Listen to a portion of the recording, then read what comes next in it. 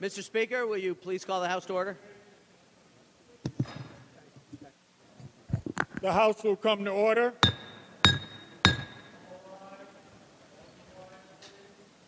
In the absence of clergy, let us pause for a moment of silence.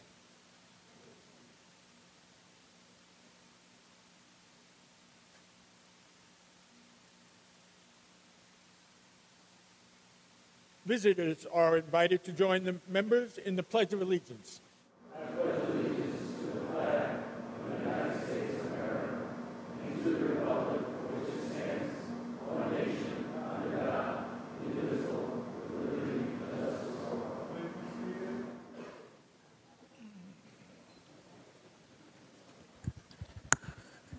all. A quorum being present, the clerk will read the Journal of Monday, February 1st. Mr. Morelli. Yes, thank you, Mr. Speaker. I move to dispense with a further reading of the Journal of Monday, February 1st, that the same stand approved. Without objection, so ordered. Mr. Morelli. Yes, sir. Let me take a moment before I describe our schedule and work for the day to note a few things in history on February 2nd. Obviously, February 2nd is Groundhog's Day, and I note that in 1887, Puxatawney, Pennsylvania, observed the first Groundhog's Day when a newspaper editor and hunter who belonged to the town's Groundhog Club, believe it or not, declared Phil as America's only true weather forecasting groundhog. But my friends from Staten Island, the great county of Richmond, would certainly take issue of it. For nearly 40 years, Staten Island Chuck has been a far better forecaster of the weather, is far more accurate. And I do note that Staten Island Chuck today did not see his shadow, for those of you who are keeping track of this, and therefore we expect a quicker arrival for spring. So that's good news. So in addition, on this day in history, in 1936, the first inaugural class of the Baseball Hall of Fame was announced to the media, including Ty Cobb, Walter Johnson, Christy Mathewson, Babe Ruth, and Honus Wagner. That would not be a bad starting lineup even today. And on this day in 1948, the United States of America and Mexico signed the Peace Treaty of Guadalupe Hidalgo, ending the Mexican-American War. So, with that as a backdrop, members have on their desks a main calendar. And after any housekeeping and introductions, Mr. Speaker, we'll continue our work by beginning to consent with calendar number 94 on the main calendar. In addition, members, we will be taking up calendars number 163 by Ms. Nolan, and we will be taking up Rules Report number 2 by Mr. Cusick. Members should also be aware that the following committees will be meeting off the floor today. Mrs. Robinson and the Banking Committee will be meeting, as well as Ms. Glick and the Higher Education Committee. Majority members should be aware there will be the need for a conference once our work on the floor has been completed, and I will continue to consult with my colleagues on the minority side should the need for a conference on their side arise as well. So with that as a general outline, Mr. Speaker, as I indicated, if there are any introductions or housekeeping, this would be the appropriate time to take it up. Certainly, Mr. Morelli. We do have a few housekeeping items. On a motion by Ms. Rozick, page 8, calendar number 26, bill number 32-6, amendments are received and adopted. At the request of the sponsor, the following bill are recommitted back as follows. Ms. Schimmel, calendar number 223, bill number 5896 to the Committee on ENCON. Ms. Hunter, for the purposes of an introduction. Thank you, Mr. Speaker. I would like to welcome Steve Kulik and a delegation of students from Lemoyne College, which is in the 128th Assembly District and happens to be right down the street from my house. Lemoyne College was founded in 1946 and has remained a strong part of the Central New York community. It's been a progressive leader among Jesuit institutions nationally and was the first Jesuit college to open as a co-educational institution. And we've also appointed Dr. Linda Lemura as the first woman to lead a Jesuit college. For these reasons and many more, I am proud to represent Lemoyne College in the Assembly. Mr. Speaker, I ask that you extend to them the privileges of the floor and the courtesies of the House. Certainly, on behalf of Ms. Hunter, the Speaker, and all the members, we welcome you here to the New York State Assembly. We extend to you the privileges of the floor, and we also are very pleased that Lemoyne College has had the opportunity to share this day with us. Thank you so much for coming down, and be well. Thank you.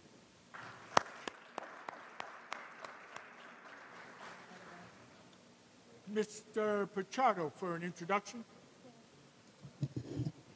Thank you, Mr. Speaker, for allowing me to interrupt the proceedings this afternoon at this point. I want to take this opportunity to introduce the El Instituto Duartiano, who has joined us here in the Assembly Chamber. I'll read off the list of their names. Teresa Silvia, Juan Silvia, Hipólito Núñez, Josefina Diaz, Bienvenido Lara Flores, who is currently the Secretary of Cultural Affairs and is going to be installed as the new president come February 20th. Jessica Rillo, Felix Grant, Cesar Romeo, Aurea Rosario, Rafaela Martino, Edith Torres, Concepcion Veras, Ricardo Garcia, Rafael Payano, Rafael Peña, and Iframi Cruz. They've joined us here. El Instituto Duartiano basically is an institute that preserves the cultural heritage of the Dominican Republic, and for those who live on the island and in diaspora, and study the impact that Juan Pablo Duarte has made on our country and our heritage and our culture. For those who don't know, Juan Pablo Duarte is basically the George Washington for Dominicans, and he was instrumental in creating the Dominican state. So I simply wanted to speak about them and thank them for their service to our community. I represent probably the largest contingency of Dominicans anywhere in this state, so I have a lot of pride in welcoming them to the chamber. And Mr. Speaker, if you can, before we extend the courtesies, just to let my colleagues know, we will be passing a resolution in commemorating the birth date of Juan Pablo Duarte in the state of New York, and I hope my colleagues would support it. But more importantly, Mr. Speaker, if you would extend the courtesies of the House to this august institution that supports and preserves the cultural heritage of Dominicans here in the state of New York, around the country, and around the world. Thank you, Mr. Speaker. Thank you. Mr. Linares on the same subject. Thank you so much, Mr. Chair. I join my colleague, Assemblymember Pichardo, in welcoming the distinguished delegation of the Instituto Duartiano. Bienvenido a nuestra asamblea. The work of the Institute over the many years has been one to highlight the contribution of Dominicans as a part of this great country of ours, but also to highlight and pass on to, from generation to generation, what Juan Pablo Duarte was as a founding father of the Dominican Republic. His ideals of liberty and freedom were critical and continue to be critical today. And it's important for us to know that Juan Pablo Duarte, as my colleague said, the George Washington of all Dominicans, stand very tall throughout the history. And so we welcome Cesar Romero, the president of the Instituto, the delegation here with him. And I have to say that one of the reasons we as Dominicans are proud wherever we go, whether we highlight ourselves in academia or in baseball, in the sports, or in multiple areas, one thing we have in common, and that is Juan Pablo Duarte, as someone who gave us a country and a flag that I raise here proudly, as having been born and raised there.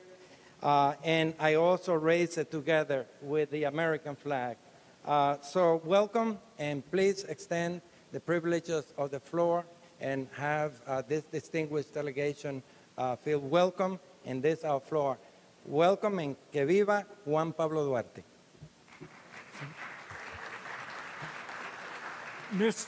Mr. Rivera on the same subject.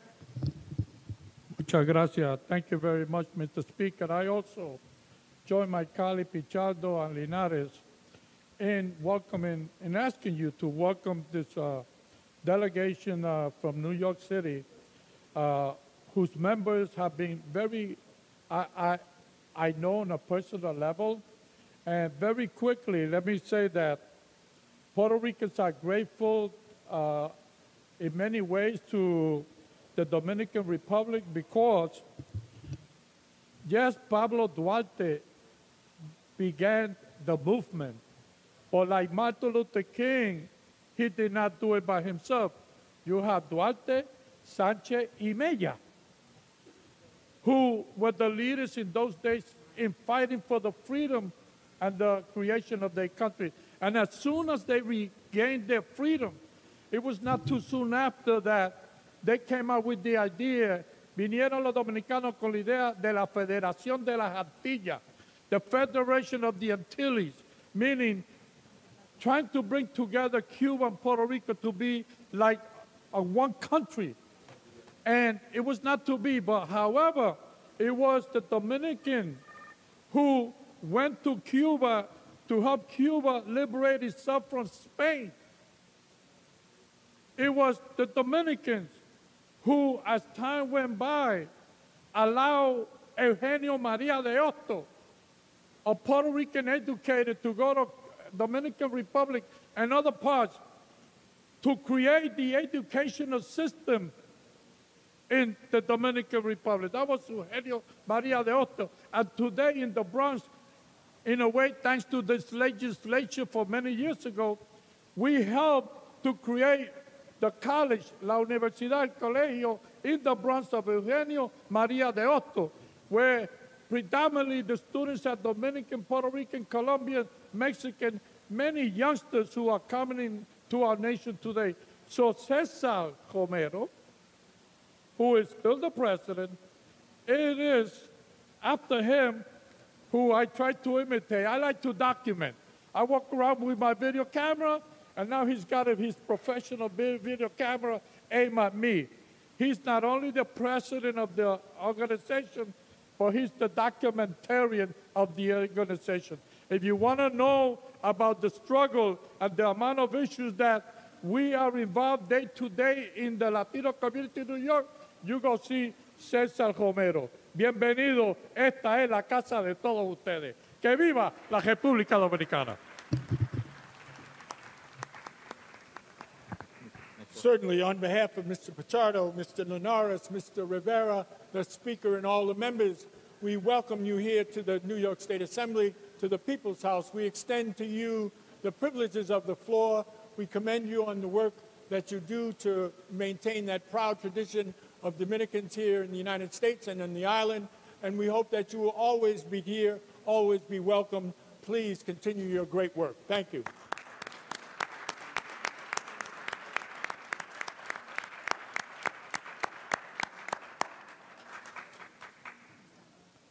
Ms. Davila. Thank you, Mr. Speaker. Today I would like to introduce a dynamic group of community organizers and advocates in my district. It is with great pleasure that I introduce the Coalition for Motorcycle Safety and Awareness from my district. My good friends, Sonia Velasquez, Maricel Delgado, Antonio Feliciano, Amelia Feliciano, Carla Medrano, and Lance Moore. This distinguished group of people have, on their own, taken the challenge of fighting to bring motorcycle awareness throughout New York City. They have also collaborated with over 300 bikers to join in their safety efforts. This past holiday, I was able to join them at my local hospital, Wyckoff, to give out hundreds of gifts to children who were very sick. On Thanksgiving Day, they went out in the streets, in the train stations, all over Bushwick and Williamsburg, and served hot meals to the homeless population. I just simply would like to say thank you to all of you and extend the courtesy of the House, Mr. Speaker, to this special group of advocates. Certainly, on behalf of Ms. Davila, the Speaker, and all the members, we welcome you here to the New York State Assembly. We also extend to you the privileges of the floor, the People's House. We are commending you for the work that you're doing in your community to make it a better place to live and your cooperation with this fine Assemblywoman. Thank you so very much. Always be happy and be pleased to come back.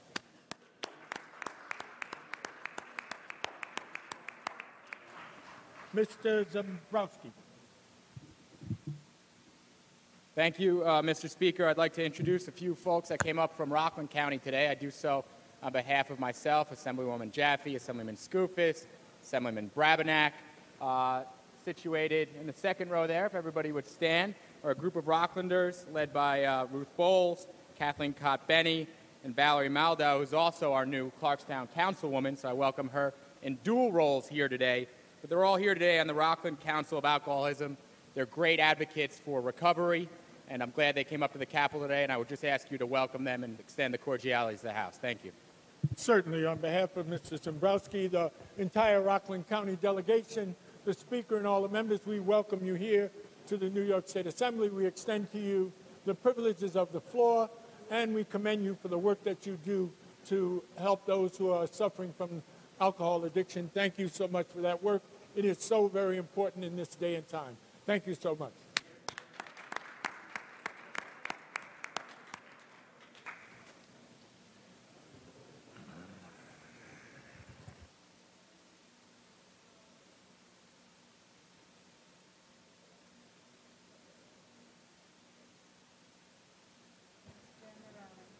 Mr. Morelli.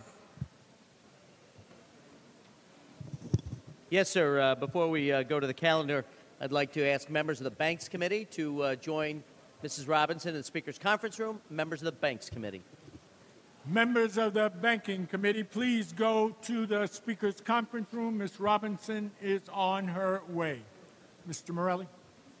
Yes, sir. If we could now go to page 3 of the main calendar, begin with Assembly Resolution 929 by Ms. Gunther. Page 3, resolutions. Clerk will read. Resolution number 929, Mrs. Gunther. Legislative resolution memorializing Governor Andrew M. Cuomo to proclaim Friday, February 5th, 2016 as Wear Red for Women Day in the state of New York. Ms. Gunther, on the resolution. Members. Thank you, Mr. Speaker. I rise to speak about the Wear Red for Women Day in the state of New York. This resolution memorializes Governor Andrew M. Cuomo to proclaim this coming Friday, February 5th, 2016, as Wear Red for Women's Day in the state of New York, in conjunction with the American Heart Association Go Red for Women's national campaign. Nearly each minute, cardiovascular disease claims the life of one woman, about 460,000 each year. Women account for 53% of the deaths each year due to cardiovascular disease, and approximately 32,500 more women die from stroke. I encourage all of you, men and women alike, to raise awareness of this issue, and this Friday on February 4th, wear red for women. Knowledge is power, and we have the responsibility and the moral imperative to make sure that women, the women we represent, know the risk of cardiovascular disease. Thank you, Mr. Speaker. On the resolution, all those in favor signify by saying aye. Aye. Opposed, no. The resolution is adopted. Resolution number 930, Mr. Pichardo. Legislative resolution memorializing Governor Andrew M. Cuomo to proclaim January 26th, 2016 as the 203rd anniversary of Juan Pablo Duarte Day in the state of New York. On the resolution, all those in favor signify by saying aye. Opposed, no. The resolution is adopted. Mr. Morelli. Yes, thank you, Mr. Speaker. Mr. Dinowitz is happy because we're going to start with a Dinowitz bill this afternoon, calendar number 94 on page 14 by Mr. Dinowitz. Clerk will read. Assembly 1998A, calendar number 94, Mr. Dinowitz, an act to amend the executive law. The bill is laid aside. Assembly 2009, calendar number 95, Mr. O'Donnell, an act to amend the correction law. The bill is laid aside. Assembly 2042, calendar number 96, Mr. Pretlow, an act to amend the general business law. Read the last section. This act shall take effect immediately. Clerk will record the vote.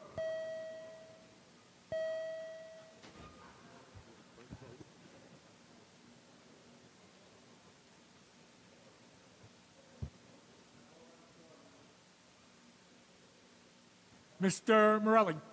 Yes, thank you, Mr. Speaker. If I might use this opportunity to interrupt as members are making their way to cast their first vote of the day, I want to acknowledge a former colleague of ours who's on the floor and joined us today, a daughter of current member Jose Rivera, but a longtime friend and a great member. If you'd please acknowledge Naomi Rivera, and please extend the cordialities of the House to our former colleague.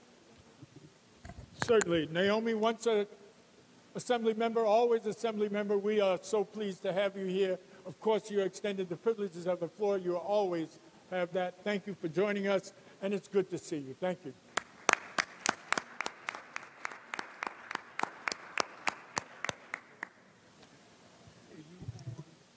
And if it wasn't clear, Mr. Speaker, this is our first vote of the day, so members who are in the chamber should vote. Those who are making their way over should do so as quickly as possible. Thank you, sir. I thought you cleverly whipped that into the introduction. But first vote of the day, members, sound of our voice, please come to the chamber and cast your vote. Thank you.